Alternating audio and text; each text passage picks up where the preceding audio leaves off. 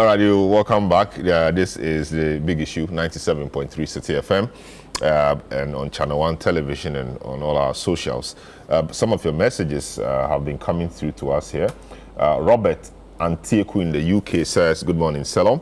I have been in the UK for 14 years. I've never experienced power outages for more than 2 minutes because the moment there is a power outage, the transformer switches over to another one. Ghana is behind. We should wake up. President Mahama should get Ghanaian engineers in the diaspora to come and help. We are ready. Okay, I'm sure Edward is here. Edward will tell him that some of you are ready to come and help. Ben Sapperman in Sapperman says the MPP claim they are competent. They have strategically kept the lights on. Why couldn't they solve the energy problem once and for all? Hence, thought management over 8 years. Energy has to be solved totally for running good economy. Ike from Kofrodia says, good morning, Salam. John Chinapo told the general public that the gas left would only last for 5 hours. When you purchase gas, it becomes usable in 2 weeks.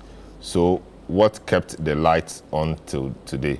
This government should never create any impression that they inherited energy crisis. We will not accept it. It's been on for 8 years, so you must continue. Your days in opposition over, but propaganda aside. Jones Adobo in last says, good morning, Salam. This is a deliberate attempt by the Akufo-Addo government to sabotage a new one. The country can best be described under Akufo-Addo. The country can best be described under Akufo-Addo as a cow dung. The surface looks okay, but the under is seriously rotting. This is just the energy sector. Wait till the other sectors are discovered. The country is completely turned upside down. Indeed, Ghanaians were not angry enough, he said. Stephen in New Legon says, if it is true that the finance minister didn't take the necessary steps to procure the fuel needed to take care of the power situation, can we sue him or whoever is in charge for negligence of duty? Well, that's an interesting one. All right, so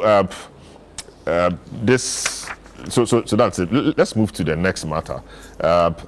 Some appointments were made, and just brief comments on this, and we'll go to the investigations. So the Ministries of Energy, Finance, and Office of Attorney General, Ministry of Justice have had their appointees or nominees, and we understand Parliament is going to start vetting. Is it next week? Monday. 13th, which is Monday. And then from there, Parliament will sit to consider the report from the Appointments Committee, and if they've all passed, President will swear them in. So you have them on your screen here. Ato Forson for Finance is no stranger. He's been a former Deputy Minister. He's been chair of the Finance Committee for a long time before becoming the minority leader. John Jinapo was a deputy power minister in the heat of the Doomsday crisis, so he should understand what the problem is, hopefully. And he was also on the energy committee as ranking or deputy ranking for some time. And then we have the Honorable Dominic Ayeni, who also was a deputy attorney general under Marita Brew, and also was in Parliament very active. I'm sure he was. I don't know whether he was ranking member on the Constitutional Committee. He was not. Yeah, he was not. I think he was on the Judicial Subsidiary Committee chairperson. Yes. So these are the people who have been appointed. Let me start off with Dr. Tiwe Champo. Dr. Tiwe Champo, I know you'll be heavy on energy and finance, but what's your thinking on this first appointments or nominations? Yeah. Again, I think they are good. The people who are coming in, they are not new names. We know them already.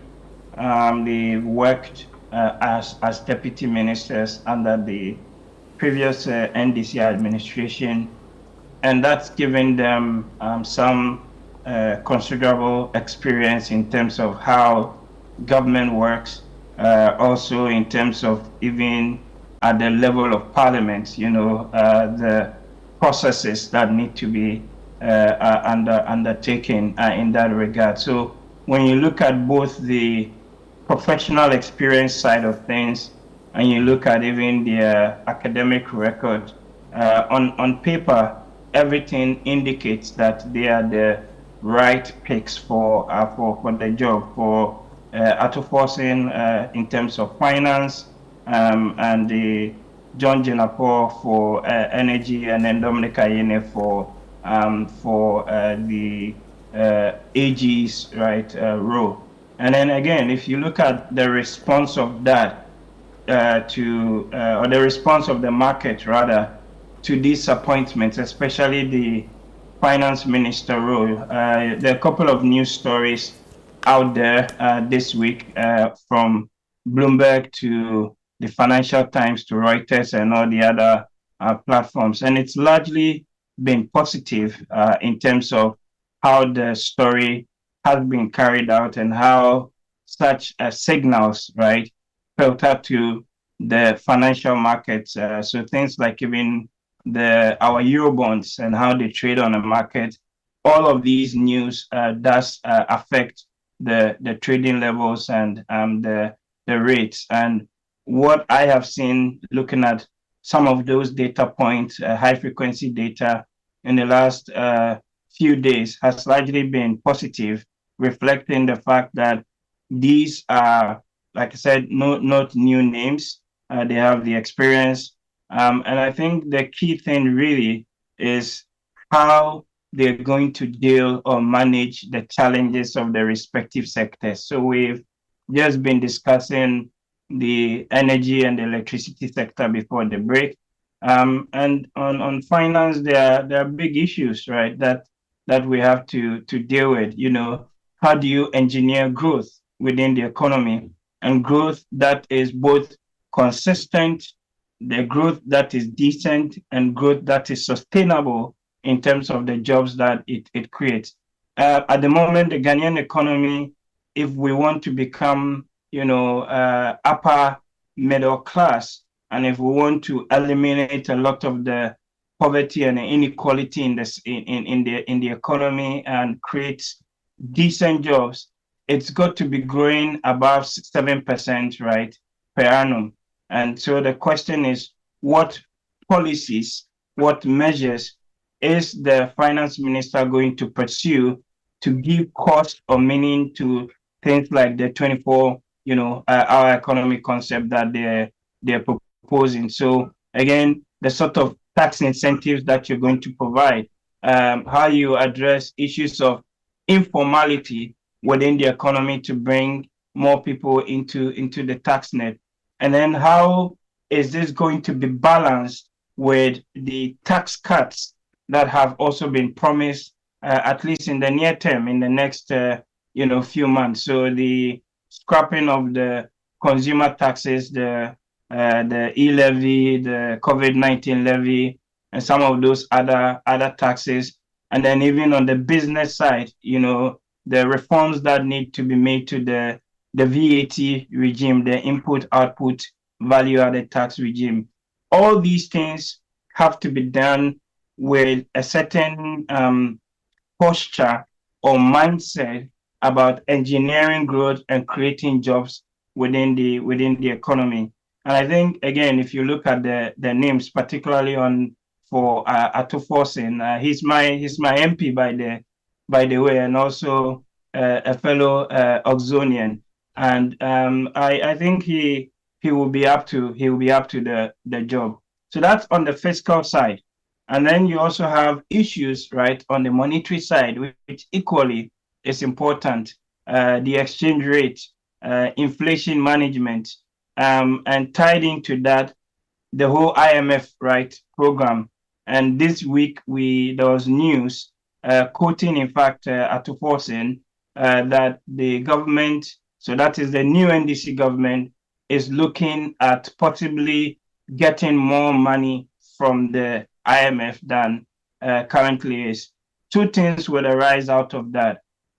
Possibly maybe negotiate for maybe like $1 billion, $1.5 billion, but it means that the program parameters, some of the conditionalities, some of the reforms that have to be done would have to be renegotiated, number one. And number two, it also would mean possibly extending the program duration from 2026 to even 27 or even 28, right, thereabouts. But those are the final details that I think would be worked out in the next few days in the budget that would be read, and then also in consultation with the IMF and other donor partners. But my thing is, their names are not new. We know them.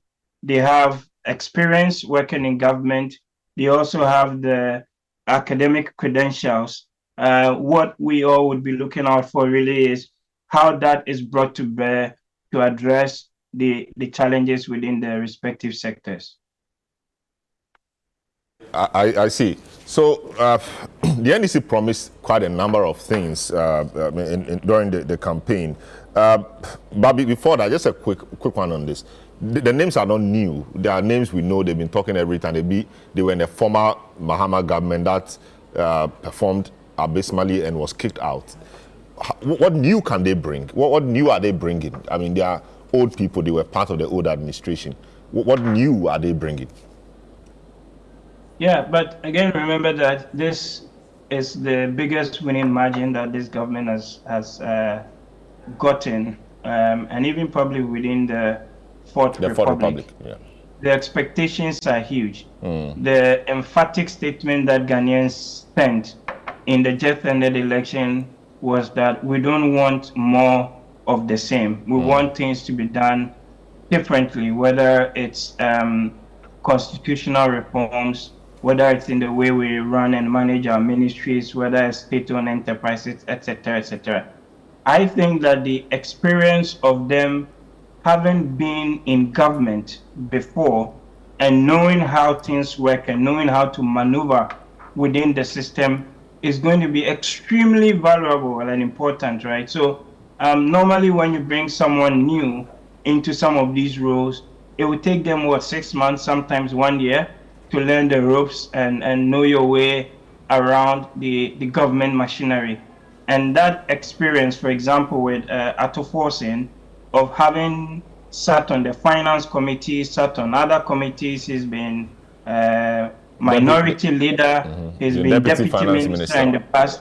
That is going to be extremely valuable, in my view, in terms of pushing or driving the government's vision and agenda going forward. So the question you asked is important, and I think it's the lessons from the 2012-2016 period, when many of them were also deputy ministers, right? It's translating those lessons into this new administration that, for me, is the new thing going forward, and also being acutely aware that Ghanaians have said things have got to change, and if they don't deliver on a majority of those promises, they won't be able to do 100%. No government does 100%, but the early signals have got to be right, and tackling the big ticket issues of generating the growth, like I said, the tax and spend policies, what you do with the IMF program, the experience you've had previously in government would count very much going forward. I see. The NDC promised quite a few things, or a number of things. First 120 days to deal with the taxes, or some taxes, e-levy, betting tax, COVID levy, emission tax, etc. Emission tax, we see Ministry of Energy and green transitions. So the energy, the emission tax there was to discourage perhaps the kind of vehicles we have in the system for running and getting more of them in the system. Now you're going to take that off. Would that be an incentive for others to bring more? But talk to me about the approach Ato Forsin will use, I mean the government by extension, in scrapping these taxes they sold to Ghanaians, they will do, Ghanaians believe them and give them the mandate. We heard John Mahama talking about rationalization, or rationalizing the tax handles. Are they able to deliver on this in the first 120 days as they've promised, scrapping e-levy, betting tax and all of those? And what should the approach be? Oh, I think so. And I've already written about this. I said that politically, the optics would not be good, almost suicidal not to deliver on the promised tax cuts, especially the consumer taxes. And I've also had a chance, and I've written again, looking at the data and the numbers. And these are not like huge taxes. So let me put things into context. If you take e-levy and you take the COVID-19 taxes for fiscal year 2023, the total that we collected was around $3.5 or so billion. I'm just pulling up my spreadsheet here. And if you then work that out as 200 billion Ghana cedis. So you convert it to dollars, it's just under $300 million, or 0.4% of our GDP. Again, to put this into context, if you look at the total revenue envelope, right, that we had projected for that year, we're going to collect about 133 billion Ghana cedis. And we're saying if you scrap those two handles, it's a little over 3 billion or so Ghana cedis. Especially, again, for me, that many of those tax handles, the e-levy especially, for me, was a theft of people's resources, right? Those monies transferring to someone for little to no work done, and the government taking money off of that. Then we might as well say, well, anytime someone does a bank transfer, right, we will tax that.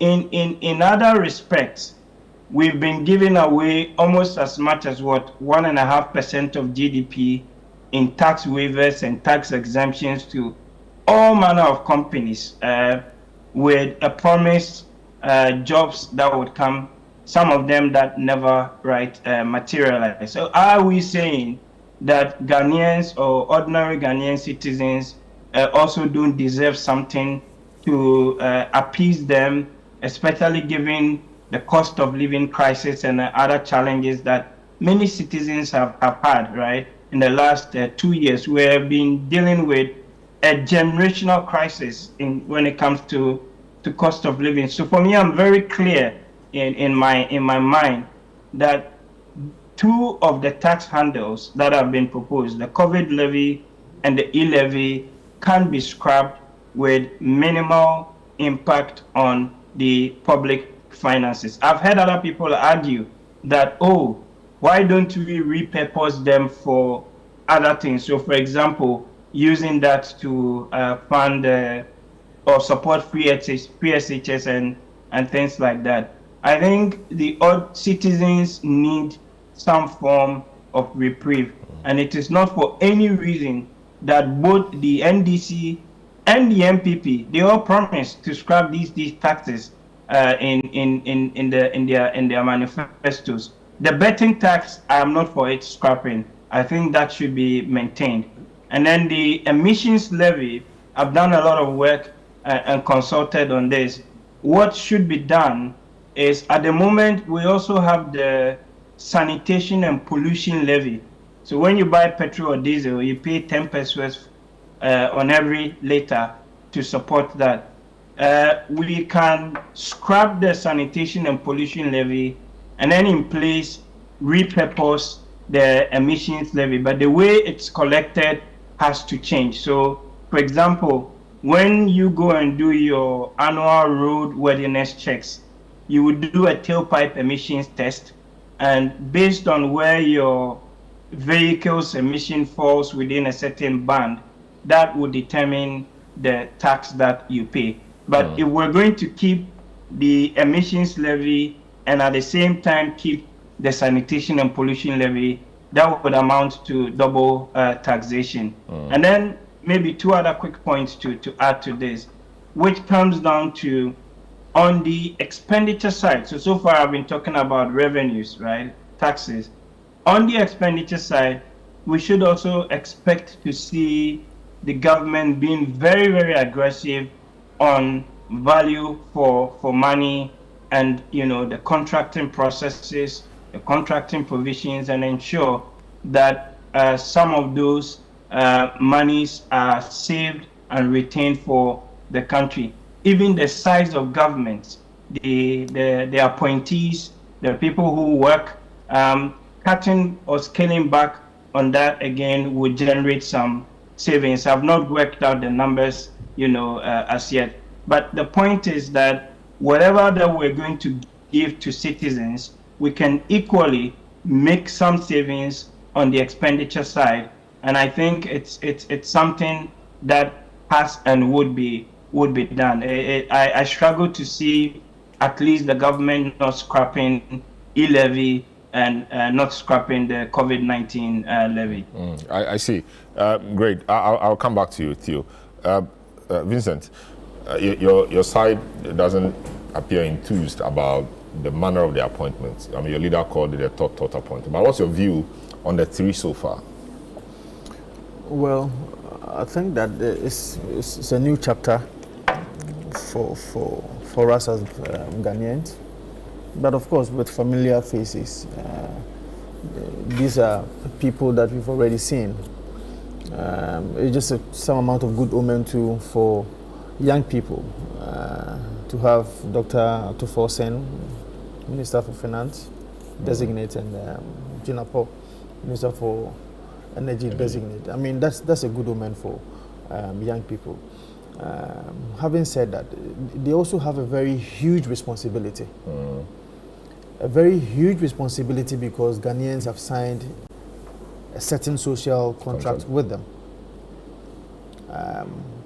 Before 2025, 7 January, people complained about high inflationary rate. It is incumbent on Dr. Atuforsen, he himself, on the floor of Parliament, talked about how huge and high our inflationary rate is. At the point, he made mention of the fact that inflationary rate is about 54% and all that. Which is a no fact. problem with that. That's now it's at 23. So if they bring it to 20, that'll be reducing it. That's what I'm saying. That you see, if you bring it to 20, you took it from 16. You have reduced it. You have reduced it. But even if it is at 20, it doesn't mean that prices of goods and services is going to be reduced. It is just the rate of increment that you have reduced by about 3%. We are hoping that they will be able to hold at least the inflationary rate at where it is. That is the 23%. Or make it better. We want it to improve. But I mean, just to be benevolent to them, because these guys complained bitterly and made Ghanaians believe that the MPP is very incompetent for the fact that we have our inflationary rate at 23% or even 54%. Ghanaians should also hold them, or will also hold them accountable. And more so for them to also know that, especially Atuforsen, to know that the debt stock that they complain bitterly about, now about 700 billion Ghana cedis, they should make sure that if for nothing at all, they leave our debt stock the way it is for us. Because any amount that you keep on adding to it, of course, we are in Parliament, we are going to scrutinize any loan or whatsoever if they intend to bring such loans to the floor of Parliament. But we are also going to hold them accountable. Ghanaians are looking up to them, what they are going to do differently to be able to sustain our debt stock. Ghanaians are also looking up to them, especially Dr. Atuforsen, with the taxes that they promised that they are within the next 120 days they are going to cancel all of them. In fact, John Dramani Mahama himself is already giving indication that those taxes cannot be cancelled. Rather, they are going to rationalize them. Another lie, another propaganda that they leveled on to be able to come to government.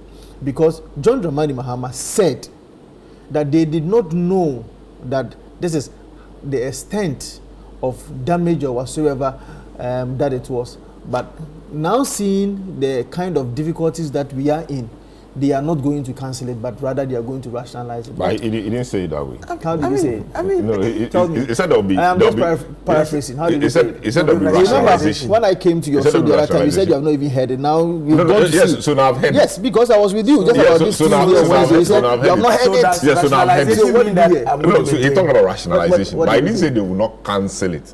These are different things. What did he say? He said they will rationalize Rationalize it. Yeah, he said they will rationalize. We only know, and if you look at his 120 But he wasn't specific. He said the part he was of the going clip, to cancel it. Please, you should not use to nomenclature to deceive anybody. The part of the clip I listened to, he said taxes in general, right? He didn't specify, he didn't say those 4 or 5 taxes. So maybe there are other taxes. I'll leave him to explain. What we know is that he has to cancel them. He's going to cancel it. And these are the words that he himself used in his manifesto, that we are going to cancel it. He said that within 120 days, he's also going to cancel COVID-19 levy. He said that within 120 days, he's going to cancel emission taxes and betting taxes. The young men on the street that he deceived, that he's going to cancel the betting. Where's the deception? that he deceived that he's going to cancel the betting taxes No, are looking up to them. 120 days is not happening, So it's okay. So we can't pass a verdict yet. We are looking up to them, and Atuforsen is going to lead that charge. We hope that indeed that taxes. I know the emphasis on Atuforsen. That taxes will have, because he stood in Parliament at the time. He was a member of, I think he was even the ranking on Finance Committee. Even before he became minority leader, he spoke about these taxes a number of times, and we are looking forward to that. Apart from that, our interest rate. The NDC also spoke about the fact that it is very difficult and expensive to run business in this country. And for that matter, today, if you go to the market to go and borrow, you have to pay more than 25% or even 30% at a point. And for that matter, that was a difficult situation for Ghanaians. Ghanaians have shown that indeed that was a difficult situation. We all accept it. We want to see what they are going to do differently as far as interest rates are concerned. We are expecting that our interest rate will now be about 10% or 15%. It should be likened to what China and US is doing, because this is what they promised, that they promised at heaven and earth, that doing businesses in this country was very difficult. Atuforsen has a Herculean task, has a difficult task in making sure that our interest rate will now be about 10% or 8% if possible. We do not want to have any excuses at all, because Ghanaians have given them an overwhelming support and confidence to be able to change the destiny of this country. I see. If you look at my brother, Honorable Dominic Ayine, he's a teacher, he's a nice guy. He's excellent with the kind of things that he does. He's one of the people who has a certain mind of independency, and I believe that both aisle of the House, MPP, NDC, he's a nice guy. But I am hoping that prosecutions that are already going on should be continued. No prosecution should be terminated. No prosecution should be cancelled. Like which prosecution are you talking Well, about? I'm just saying that all you see. No, I just want to know so that I can remind him. So you think that the age is not prosecuting anybody as we speak? I'm just like what? Let me help you. The Opuni case, or let me help you. The Opuni case is ongoing. Atuforsen's matter has been appealed. There is Ernest Thompson, that's the SNIT matter, is ongoing, and there are a few other cases actually. And they're trying to. Okay, I'll get there. Likely that the two of you are lawyers. They're also trying to get this lady into the country. Yeah, so they should not go and file any nolly prosequa. That's what I'm saying. Likely that two of you are lawyers. They so should not go and file any question. nolly prosequa. They should just continue with But the what happens in the prosecution. state? Because the NDC has always maintained that those charges were trumped charges, they were frivolous. So if upon review of the case, allow the courts to make that determination. No, but because if that is before the court, they are prosecuting the matter. Yes. If they don't have enough to support the case, why would they go to court and lose? Why if they don't have enough? But you see, you come and meet the docket, and all the evidence will be but there. it depends on who is assessing Yes. it. If Godfrey Dame and Co felt that there was something to prosecute, they had always maintained that there was nothing to prosecute. And the court, we saw that in the Atuforsen case. But they've always maintained that there's nothing to prosecute, right? So if I am now in charge, and true to my word, there was nothing to prosecute, and I see the docket in its entirety, as lawyers, I say there's nothing to prosecute, I'll discontinue it. That before you go to court, or before you make sure that even the defense counsel will now respond to matters that are very germane to the prosecution, we call it how to open defense. There should be a prima facie case. You understand? But the prima facie case doesn't mean that it is enough to pin you down. I agree, but I'm just saying that if there is nothing to answer, the prosecution or some of the prosecutions will not even get to the point that they are. So I'm just saying that, for me as a Ghanaian, I am looking forward for all prosecutions. But I know the Attorney General also has a liberty to enter nolly prosecute anytime he wants. There's no problem with that, but I'm just saying that I am looking forward as a Ghanaian. That's my expectation, that all prosecutions should continue. That your hope is that he will find the dockets that will be presented to him courts to make a to be solid enough for him to proceed with the prosecution. Whether people who are put before the courts are innocent or otherwise, allow the courts to do so. And that is my anticipation. I'm hoping that I will be part of the vetting committee. If I am part of it, that committee hasn't been put together. It has been put together, but it depends on an anticipated committee that you'll be on. Okay. So if you are supposed to be part of a certain committee, for example, subsidiary legislation, then it is likely that your leadership will call you to be part of that committee. Okay. So it depends. So if I am on the committee, these are the questions that I'm going to ask him. Can he give his word to the Ghanaian people that he did? Such prosecutions are going to be continued. If they are not going to be continued, I mean, we should be able to have some amount of explanation, even though before the court you don't have to give any explanation. But I mean, the Ghanaian people should be able to understand, or if you like, to be able to have some amount of explanation as to why said prosecutions are not continued. I'm also looking forward to the contributions that he will make with respect to a constitutional review. I know that it is part of the NDC's commitment to the Ghanaian people that they are going to have a constitutional review. I know that Ayini will play a very good role. That is if he puts his mind to it and he's committed to doing. I have no doubt in my mind that he is the right guy to be able to contribute and support such a review. Of course, knowing Jinapo as well, Jinapo is also one of the nice guys in Parliament, except to say that, that's on a lighter note, except to say that the family seem to be everywhere, you know. That's on a lighter note. But I know that he's a nice guy who will be able to manage the sector very well. If he eschews propaganda, I don't think that he will have so much problem. It looks as if he most of the time believes in going on the tangent of setting an agenda through propaganda or lies, then have a way to deal with it. So I don't think that that's a very good way to start. But apart from that, having been a deputy minister at the sector for about 4 years, let's say 3.5 years, and also managed as the minister who took over, or if like who was in charge of the sector for about 6 months. He has the wherewithal and the experience to be able to manage the sector. So it's a good omen for young people, and I know they are going to deliver, except to say that the expectations are very high.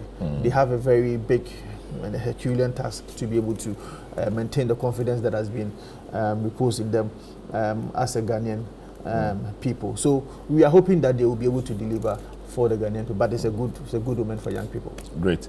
Bawa, I mean, 0.5 in your 120-day pledge. Within my first 90 days in office, scrap the following draconian taxes to alleviate hardships and ease the high cost of doing business: e-levy, COVID levy, 10% levy on bet winnings, and emissions levy. I mean, we are talking about revenue, the fact that we don't have enough, talking about money to buy fuel and all of that. Will it be a wise thing to scrap these taxes now, and are we to look forward really to have these taxes? They say 120, they will do it. Are you the one to so I'm putting it to him. They will do it. They have to do it. You know, so are you going to do this? So let me first state categorically that nowhere has His Excellency John Dramani Mahama indicated or given the slightest of indication that any of those provisions in the 120-day social contract with Ghanaians is not going to be followed. There's nowhere he's made that. On the specific issue of taxes and abolishing some taxes, he has also not stated that he's going to renege on that. Indeed, he used the word rationalization. I'll give you a typical example of rationalization. So you have, like Theo talked about, emission tax and your pollution and then sanitation. You can rationalize that. You understand what I'm saying? There are some taxes that basically you realize that, look, if I were to do X, Y, Z, it will serve a better purpose than it. So rationalization does not necessarily mean, and this one goes beyond, the rationalization goes beyond just these taxes that have been stated here as basic court. He was just looking generally at our tax system and thinking that we could rationalize it and get... that's not the truth. He said that e-levy and COVID-19, he did not know that they were tied to the IMF conditionality. These were things that he said. No. Listen to me. He was very specific. If you let me make. He was very specific. You see, we have not hidden the fact that we will have to open a renegotiations with the IMF.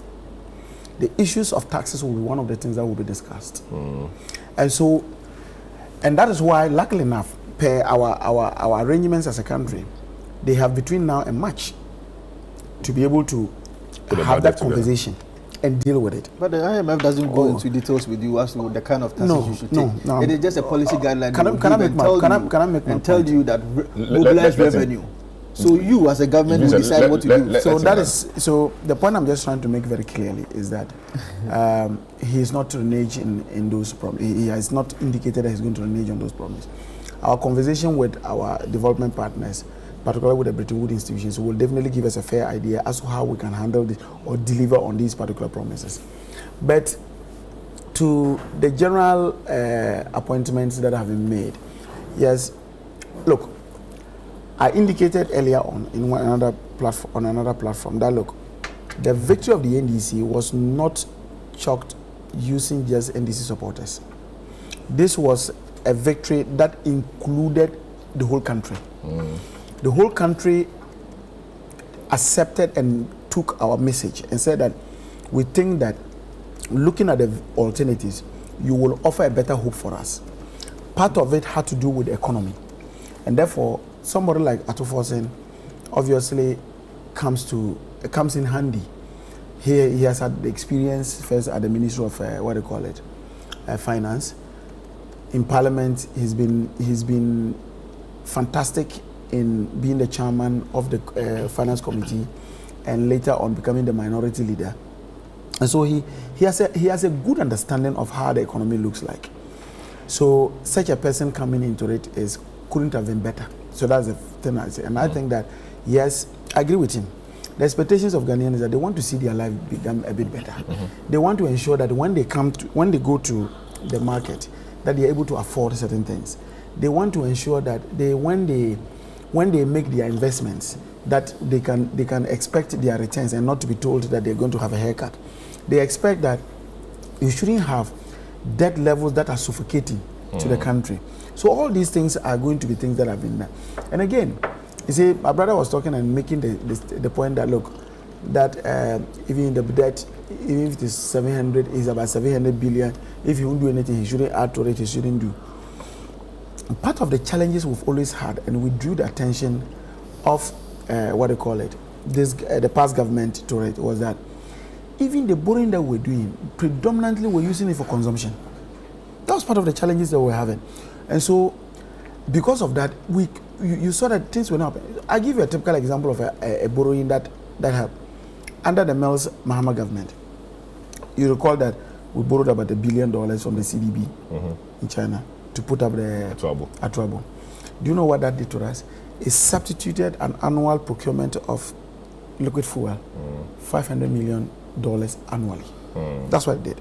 So you see that the net form of it is that even though you have taken $1 billion, the benefit that it comes with, you understand? Or maybe you look at things like, I'm using the airport and other areas. So there are some borrowing that is not, in fact, our problem with this, with the past government, beyond just the numbers that were huge, was also that those monies that were borrowed were not judiciously used. Two, yes, we need more money to do a lot of things, but you should not only look at the collection part, but you also look at the expenditure part. And I think that Theo made it very clear. How do we reduce our expenditure on things that are very unnecessary? One of the things that obviously can come to play on this is issue of number of ministers you should have. If you are moving from 125 to about 60, it tells you very clearly that you would have cut down. 125 was the first term. I think they ended with about 80 something. So I'm just using the two extremes. So when I'm doing a range, I can't go and take in between. I have to take the beginning. Yeah, beginning and then so you have that. So if you come to this particular level, it gives you some sense that there's an effort. Look, if you go every year, you look at the Auditor General's report. If you see financial irregularities, you look at in terms of monies that we have, misappropriations and what have you. If we can reduce that, it becomes something that is good. CDD made a survey last time around 2000 and I'm not too sure, 2022 or something. I'm not too sure about the date, where they talked about annual loss to just corruption alone was about 9.7 billion Ghana cedis. I thought Auditor General put it at 12 billion or something. Yeah. So no, that was the financial irregularities. Okay. But this is naked corruption. Okay. About 9.7 billion. I mean, if you look at that, if you can save even part of this, it goes to augment the collection of monies from Ghanaians and others. So that's the aspect of it. So I think that he has a work to do. In terms of JJ, I have worked with JJ Jinapo for in the ministry, and then also in Parliament, the same committee. And I think for, let's say, for about 12 years now, I've worked closely with him in the energy space. And I think that he has what it takes to be able to lead the sector.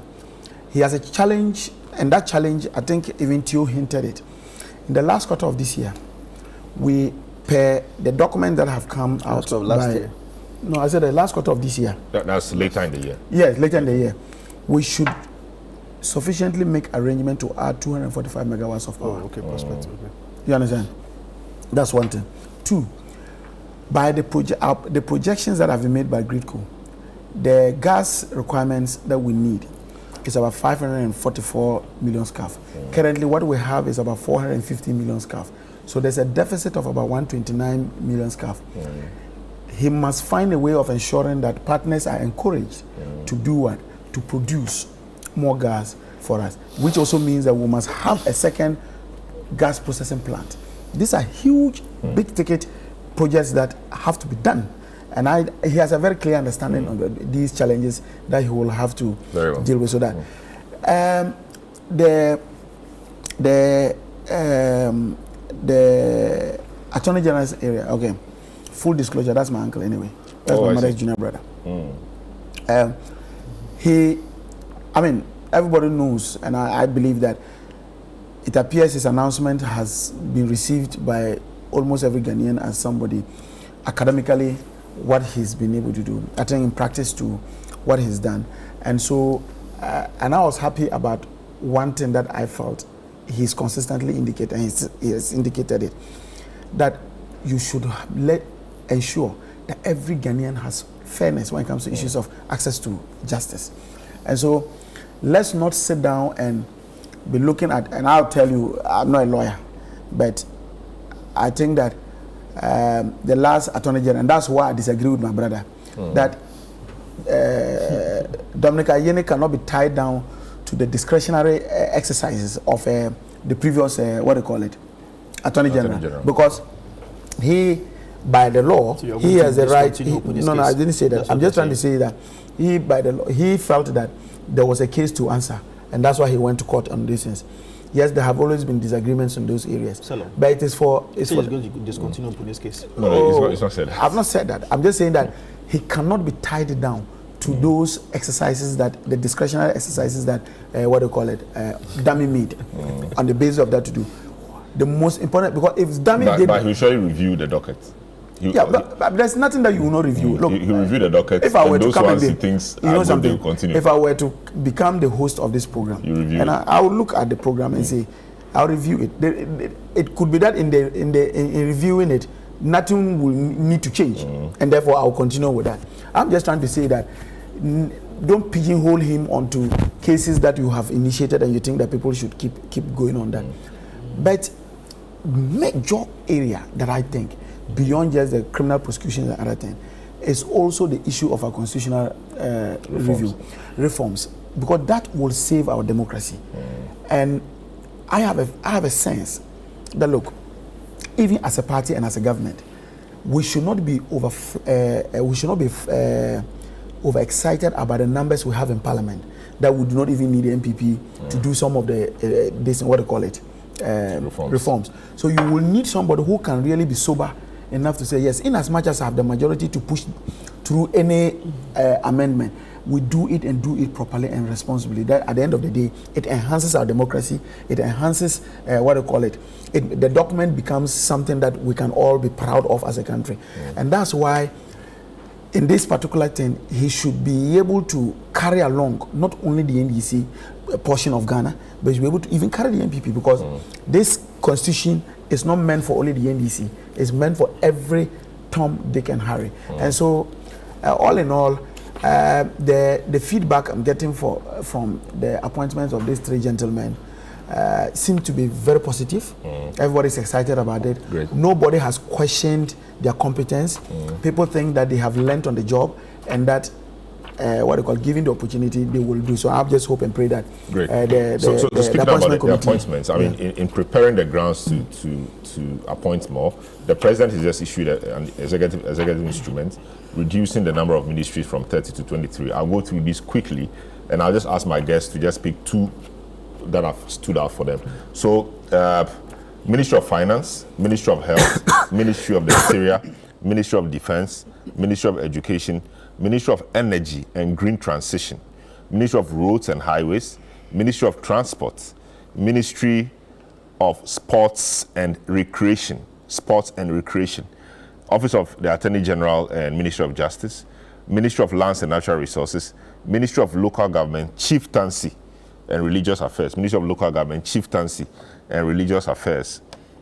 So decentralization is out, but of course local government. So Ministry of Foreign Affairs, Ministry of Communications, Digital Technology and Innovations, Ministry of Environment, Science and Technology, Ministry of Youth Development and Empowerment, Ministry of Youth Development and Empowerment, Ministry of Works, Housing and Natural and Water Resources, Works, Housing and Water Resources, Ministry of Gender, Children and Social Protection, Ministry of Tourism, Culture and Creative Arts, the Ministry of Labor, Jobs and Employment, Ministry of Food and Agriculture, Ministry of Fisheries and Aquaculture, and the Ministry of Trade, Agribusiness and Industry. So these are the ministries, the new ministries. Yes. The sports and recreation. So this is the rationalization, or this is the rationalization. So Ministry of Information has been scrapped, now under communications.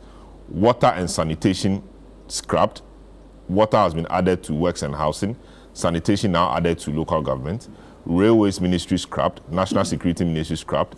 Sports and youth separated. New Ministry of Youth and Empowerment created. That is the sports and recreation. Ministry of Chieftaincy has been scrapped and now added to local government. Let me start from Theo. Theo, this is what we have. Just two or three that have stood out for you quickly.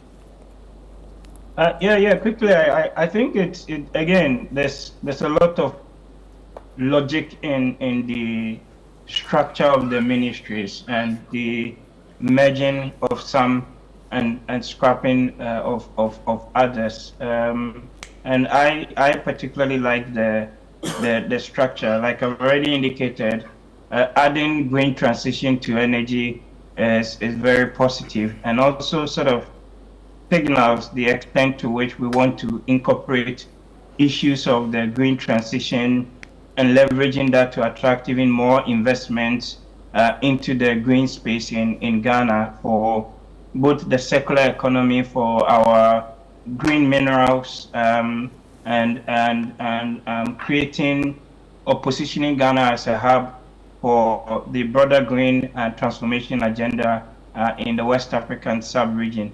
That is not to say that we are going to neglect oil and gas or any of the other conventional fuels, but I think the strategic intent and the positioning around adding or making the green transition very clear as part of the Ministry of Energy going forward would allow us to attract more investments into the sector.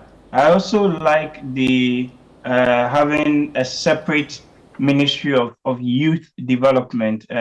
In the past, I think we have included that with Ministry of Sports. If I do recall, in the Kufuor administration, we've had that in different shapes or form. But considering that you have over 75% of the population of the country, being below 40 years, I think having an entire ministry dedicated to the issues of the youth in the country, particularly when it comes to entrepreneurship and training and things like that, really, really, really key. And the extent then to which things like the YEA, I don't know the version that we have now, but all these things would need to be streamlined and brought under the ministry. I hope that, for example, that is just not going to be a ministry where we are giving, jobs for the boys and leaking a lot of money as we've had in the past, as captured in different Auditor General and other reports, but really becomes a key vehicle through which we're able to drive the youth, agenda and ensure that there's proper empowerment and training of the youth. I think again, just picking the Ministry of Fisheries and Aquaculture, Ministry of Food and Agriculture, I would have wished that were merged together. I'm not too sure what the rationale is, but if I would have thought that just having one Ministry of Food and Agriculture, and then you can have deputies that are responsible for fisheries, aquaculture, would have been much more logical in that sense. Again, Ministry of Trade, Agribusiness and Industry. Ministry of Trade and Industry, I would have added innovation, right, to it. And normally in other jurisdictions, that's what they do.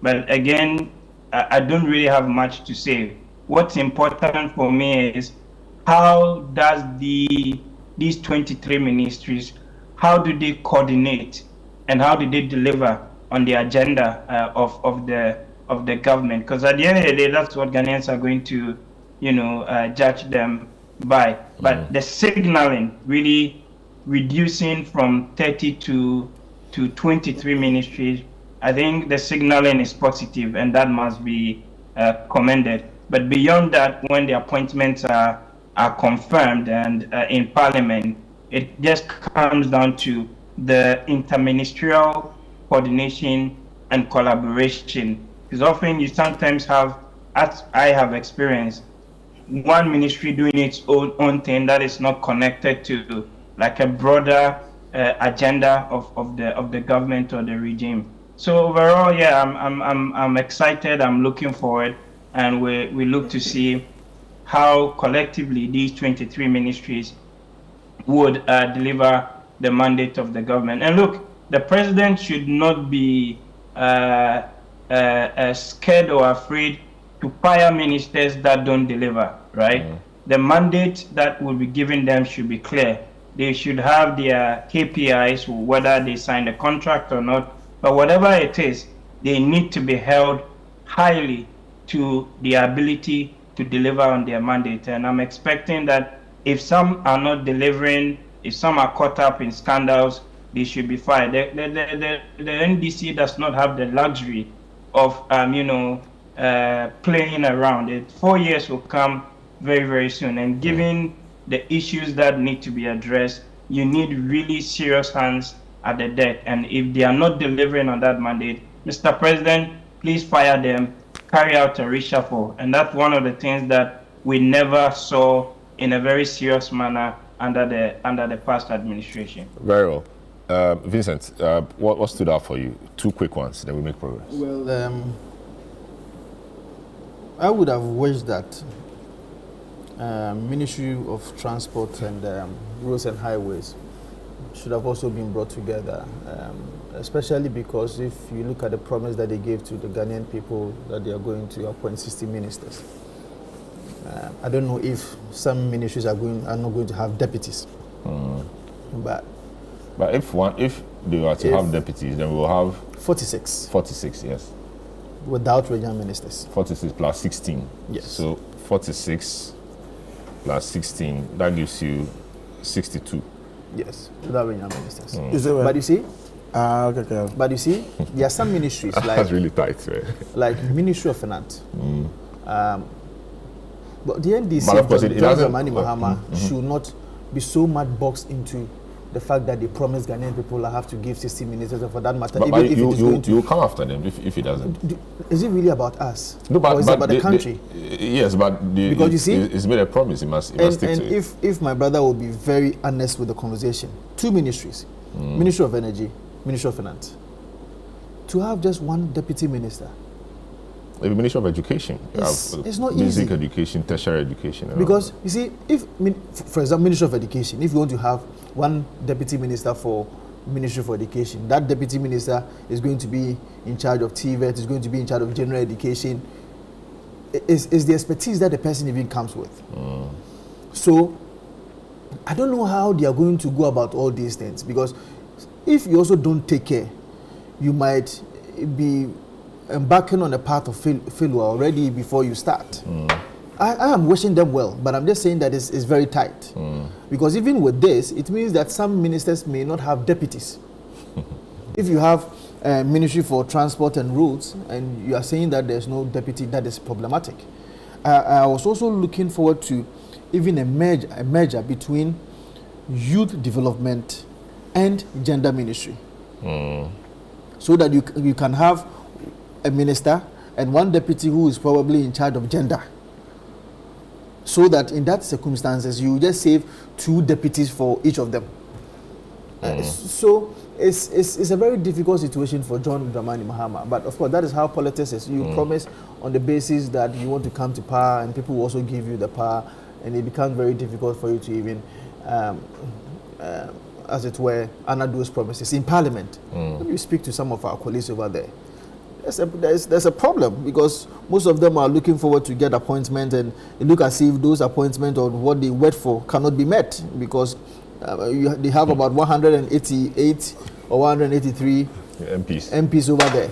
And even if you are taking all the 60 from Parliament, which is not possible, even if you are taking all the 60, there'll be you have about 120. 120. And all these people have worked for you. There's some amount of anticipation for them to be able to get an appointment. I'm sure Mahama, being the experienced hand, will find a way around. It's going to be very difficult. So I just wish them well. I hope that they will be able to stay within the 60. If they don't, you remind them. Sure.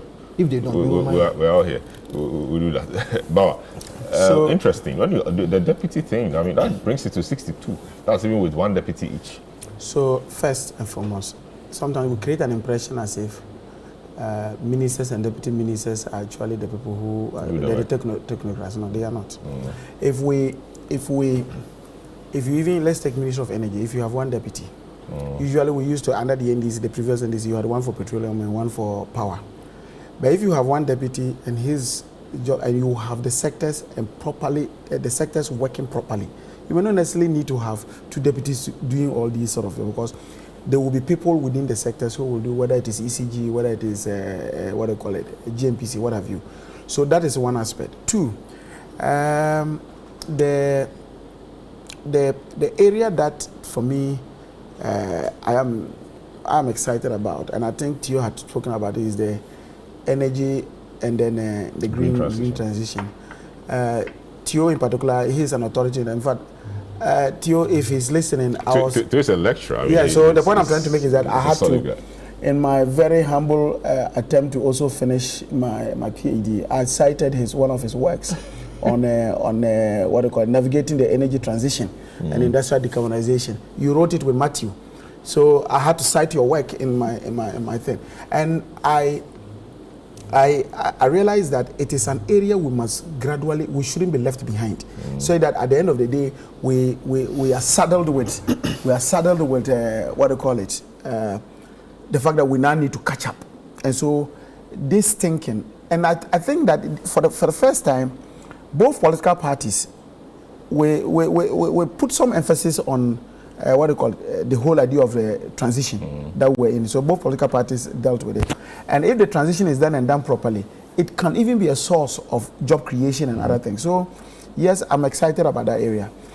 The other area, look, my brother, that I'm very excited about is the agribusiness, the trade, agribusiness and industry.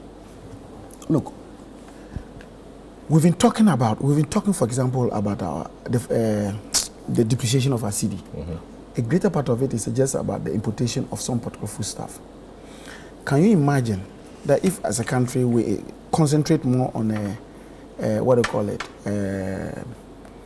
say rice production, and we can actually process it very well in this country, and we reduce the rice importation in this country, you can imagine what will happen. If we reduce the importation of sugar in this country, what can happen? Yeah, so that's the point I'm making. So you see, you add quality and other things to the type of produce that you match up to that. And so for me, it is one area I'm excited about, because it will open up jobs. Because if you have a job, what do you call it, an unemployment rate of about 14.7 thereabout %, and a greater part of it, you see them are also from the youth. You know that the interest, if you go back and look at it, you see the 14.7 looks so global. Out of that, apart from the fact that the majority of them are the youth, there are about 40% of the youth who are unemployed who have given up in looking for jobs. They've just given up. They just think that I can never get a job. So they've just given up. So when you have situations like this where people can then venture into those areas, it becomes something that is good. But look, I can tell you, post the elections, His Excellency has indicated very clearly that he is not going to go beyond the 60. So he will stick to the 60. 2. In fact, our brothers promised 50, am I right? They did 50 and we did 60. But promised 50. They did 50 and then with this and they'll bring it down. No more power, no. But basically, I think that let's start with the 60 and see. Because there are countries that have bigger economies than us, and they are doing less numbers. Maybe their institutions work. Yeah, the institutions work. So what we should be more interested in is how do we build the institutions? Look, the last topic we just held and made, if really institutions were working, I would not be sitting down here blaming the energy minister, the finance minister, for not making us aware that we were supposed to procure this. If, for example, the institutions were working and Gridco was bold enough to get up and say this. Or let's take headmasters. You know, for a long time, headmasters could not even talk. But you know, in the past few days, Charlie, you remember when you were at the Ministry of Education? Not employees. Well, the Ministry of Education, you count down everybody. But today, the headmasters can talk and talk about the fact that there's no food and everything. You think that just a month ago or 2 months ago, a headmaster will open his mouth and say that, who born dog? But you see, now they have the freedom to be able to do some of these things. Because if we allow the institutions to work, they will voice out and all the corrective measures will be made. Yeah. Very well. This is the big issue, 97.3 City FM, Channel One television. Just been looking at the appointments, the new EI we've seen that has reduced the number of ministries from 30 to 23. And the fact that we've had some interesting arrangements. We now have Ministry for Youth and Ministry of Youth Development and Empowerment. Now we have sports and recreation. We have energy and green transitions. We have trade, agribusiness and industry. And we have labor, jobs and employment. We want to move on to the next thing, so it appears the president-elect has been quite busy. He also promised in his first 120-day social contract with the people that he will investigate some things. Now, he has caused a letter to be written to the IGP, George Dampari, doctor, to initiate investigations into the death of 8 Ghanaians during the 2020 and 2024 general elections. And then he has said quite something. He said to ensure the investigations are comprehensive and transparent, we respectfully propose 1, establishment of a dedicated investigative task force, collaboration with witnesses and families, review of electoral security arrangements, use of forensic evidence, etc., etc. This has been a matter that many have spoken about. Saw some disturbances in 2020. 8 persons died. Techiman South especially recorded a lot of these, but nothing really much was seen on that front. So the NDC promised in its campaign that it was going to see to this. Now, 3 days after the inauguration on January 10, the president has begun work on this. Let me start from you, Vincent. Vincent, I mean, for about 4 years, we never saw any action on this, at least visibly. President has started some work on this. What are your thoughts? Well, Salom, I think that this letter is a joke. Why so? This letter is a joke because it just seeks to play on the intelligence of the Ghanaian people. President Mahama and his team seeks to score points where they need not, or there are no points really to be taken. Because if you write a letter to the IGP asking for the IGP to investigate the death of 8 persons, and I'll refer you to a decision by Shraj when Samuel Kudeto Ablakwa and Emmanuel Amabua sent a petition to Shraj. And these were the reliefs that they were looking for. If you check page 2, it says that the complainants demand that the commission conduct investigations into NESTF's activities during the December 2020 elections at the Techiman South, Odododio, Ablekuma Central, and Savelugu constituencies in the Bono East, Greater Accra, and Northern regions. 2. The complainants also demand that the investigation identify officials of the Ghana Police Service and Ghana Armed Forces responsible for the unlawful acts, the subject matter of the present complaint, and the persons under whose command and instructions they acted. It goes on and goes on and goes on, and even talked about compensation. These were the things that Samuel Okudzeto Ablakwa and Emmanuel Amabua, based on and petitioned the Shraj. Now I will take you to the final words of Shraj, when Shraj sought to deal with the matter. And I'm saying this green letter is a joke because this is a matter that is already being dealt with by the Ghana Police Service. Investigations are already done. Some of these matters are already before the court. And I'll tell you how Shraj actually puts these matters. Shraj, in his last comment to it, in declining the petition that was sent to Shraj quoted Article 219. I think I have the Constitution here. Article 219 or 218 of the Constitution, when it said that matters that are already before the court cannot be investigated by Shraj. So that is 218 or 219. Yes, 2192. 2192 of the Constitution. So let me read it. So Right. the commissioner shall not investigate a matter which is pending before the court or judicial tribunal. Absolutely. So this is what Shraj said in his own decision when it responded to Okudzeto Ablakwa and co. Now, I want to also take you to the same... what's the fact? Is the matter before the court? Yes, the matters are... So I'll take you one by one to the one, the Techiman South issue and all that. They are all before the court. And Shraj was very... Being prosecuted by the Attorney General. Absolutely. In fact, that's what I'm saying, that the Ghana Police Service has already done its investigations. And Shraj took time to take some of these comments, or if you like, to take some of these facts from the Ghana Police Service, from the Attorney General's office, as to what is already happening.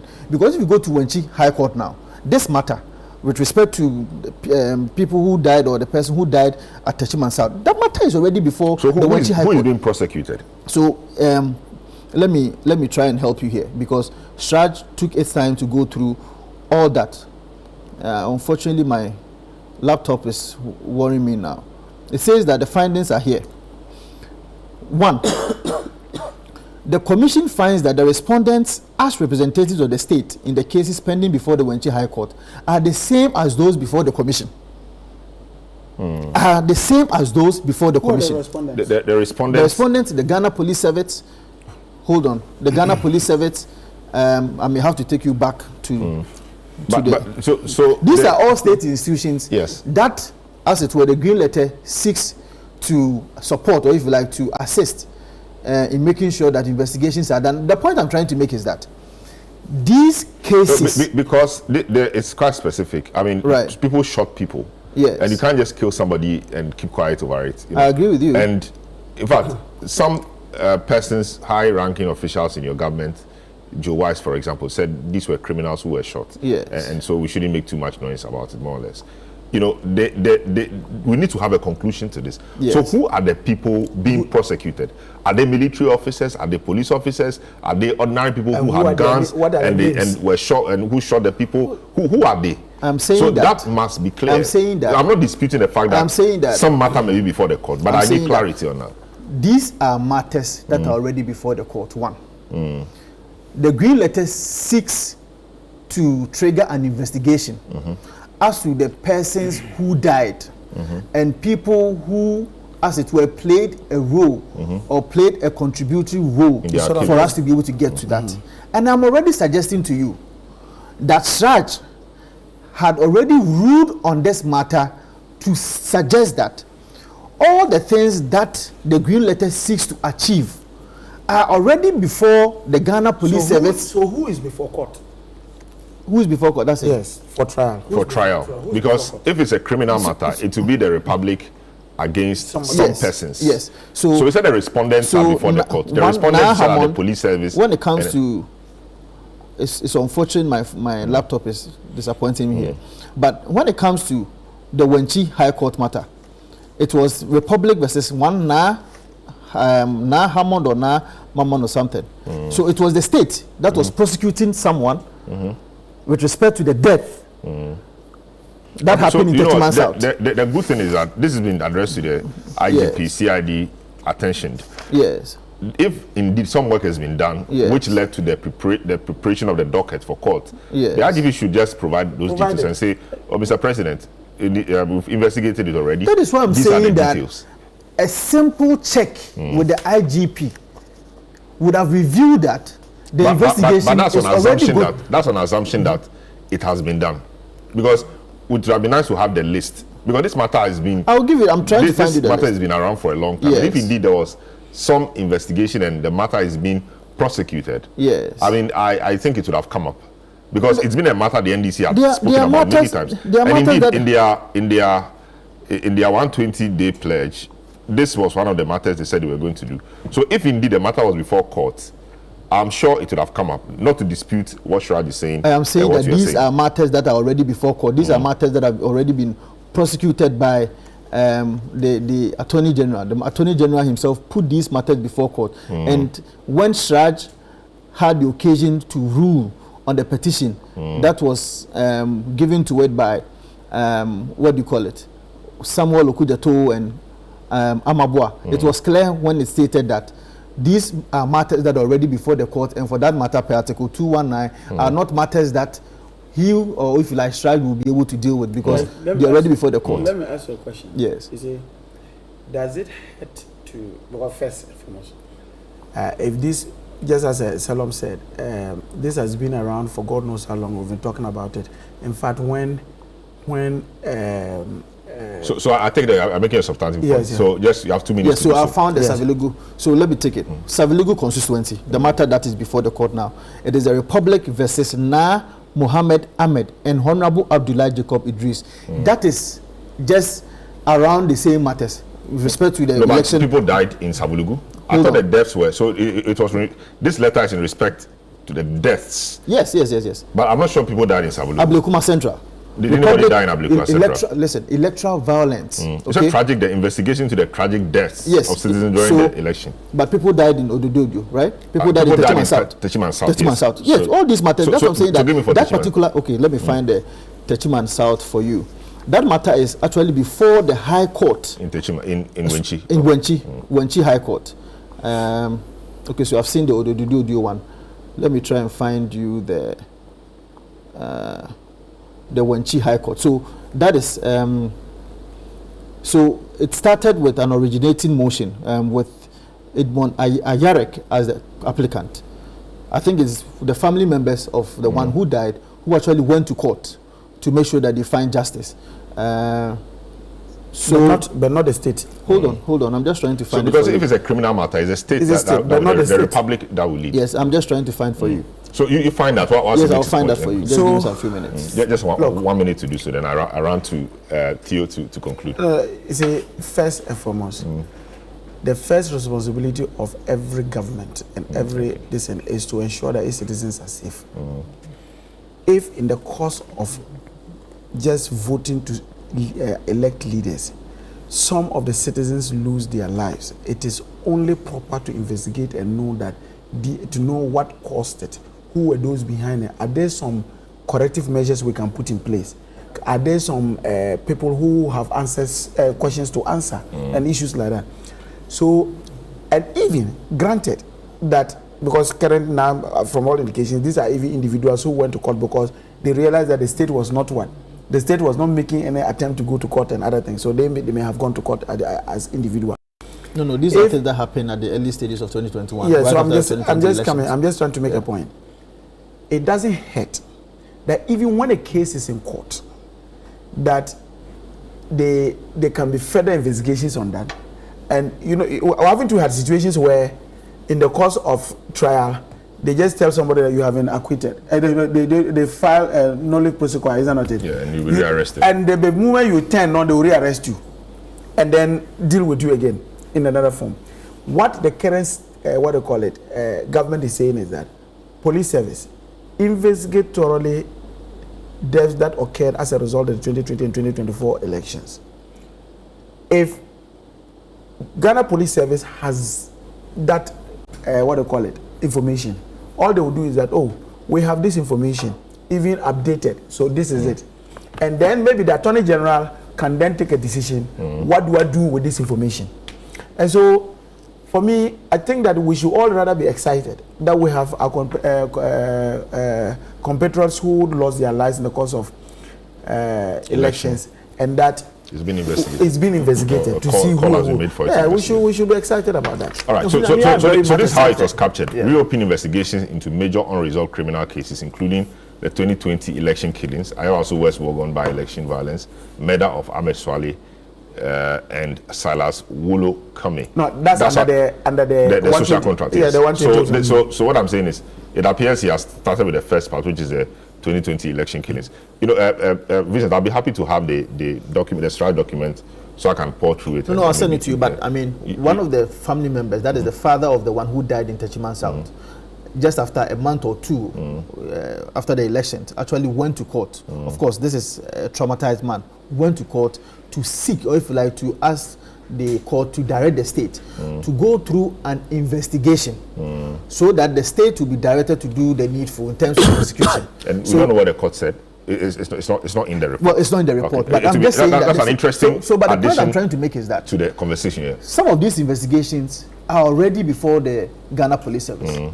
It needs not the president to issue a green letter to, as it were, duplicate what is already being done by the Ghana Police Service. The IGP could have just been requested. So how does this letter hurt the process? I'm saying that. No, I'm just asking how does it hurt the process? You say it's needless. So it's needless because the IGP and the Ghana Police Service. So I'm sure the IGP in the coming week will respond to this and tell us what has happened. It is just to score political points to let the Ghanaian people that let us appear that you are working. Very well. When it is actually we need to go.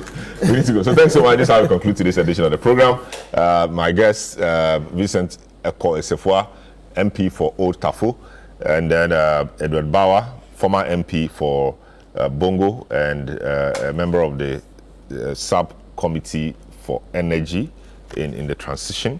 And he's a big man whose portfolio will be announced very soon. And also, we also had very distinguished Dr. T. Champon, energy transitions expert, and then a political race analyst. He's my lecturer as well.